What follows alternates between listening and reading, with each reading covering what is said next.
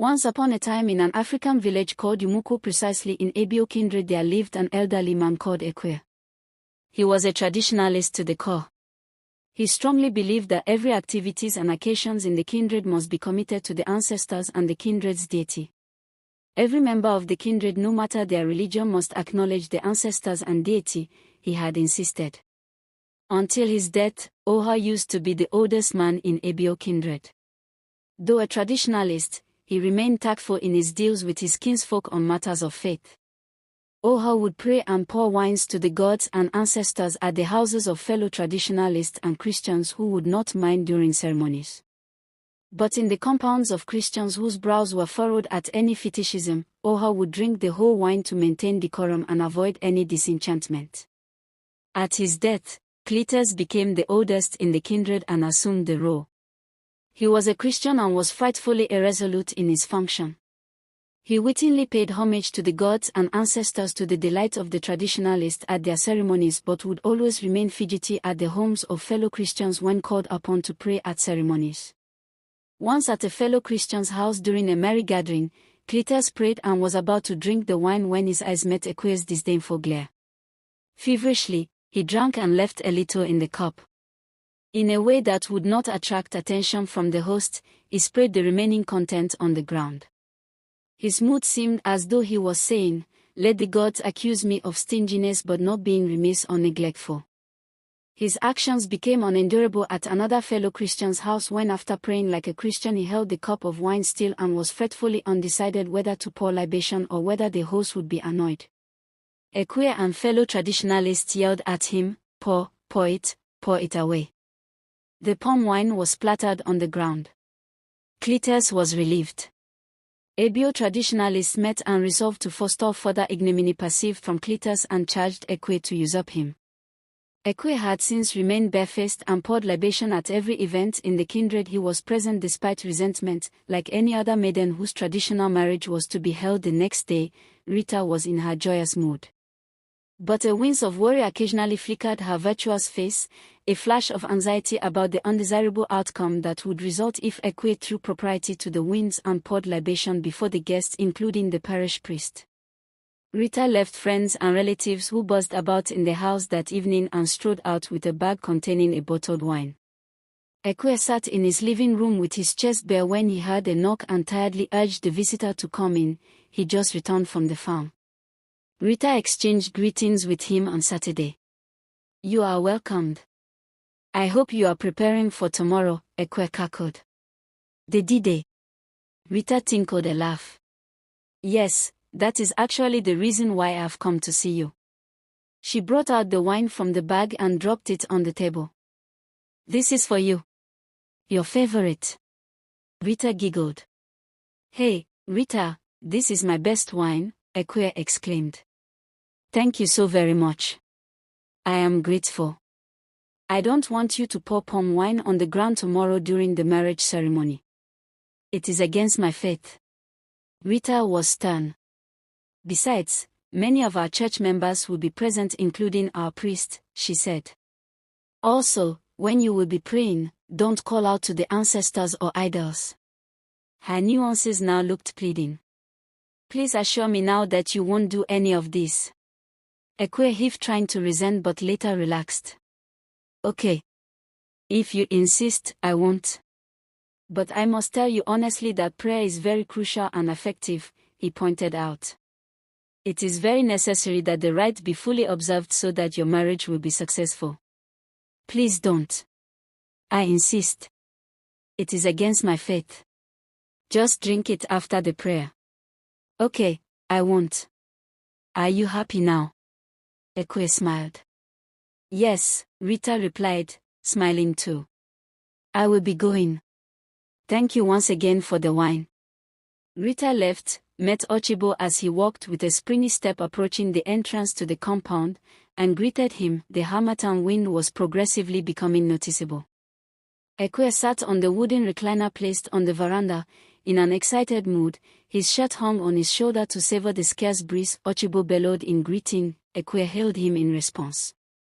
They shook hands and Ochibo sat beside.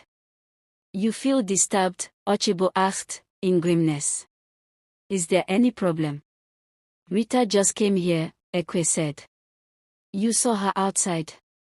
Yes, what is the matter with her? She came here to beg me not to fully do the normal rites when praying at her marriage ceremony tomorrow. I should not call our ancestors and clan deity. Damn! Ochibo exclaimed, frowning. So that means her late father, Chokujiok, and Mazwa, her grandfather, will not be called to be present and drink at their daughter's marriage ceremony. That is it.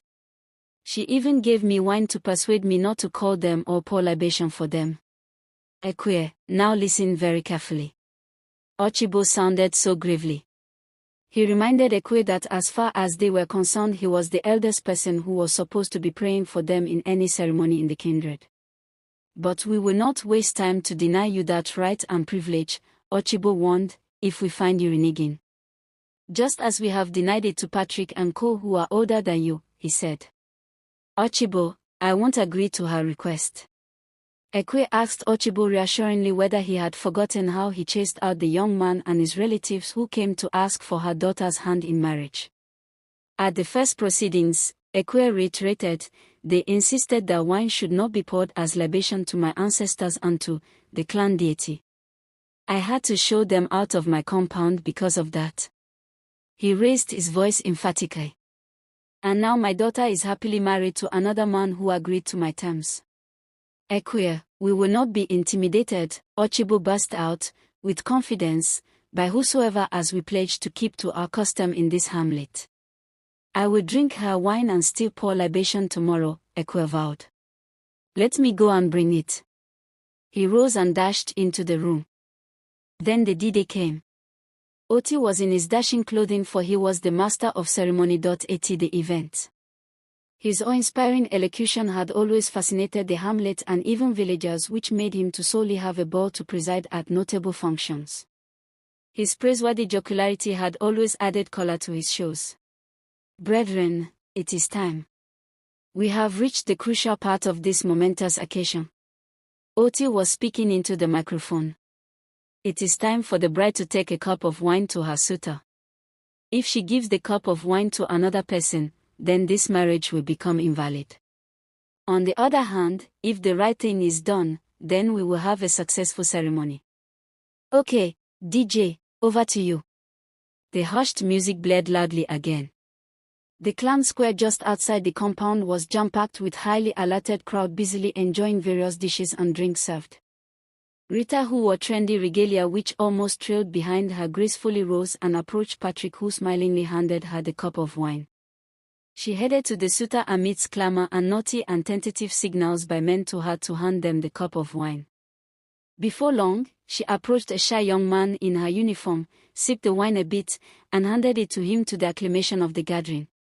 Rita then sat lovingly beside him. Ladies and gentlemen. Thank goodness that the worst did not happen, Oti exclaimed, cackling. Successfully, she has given the cup of wine to her suitor, who is now her husband, as she sits beside him. Let's clap for them.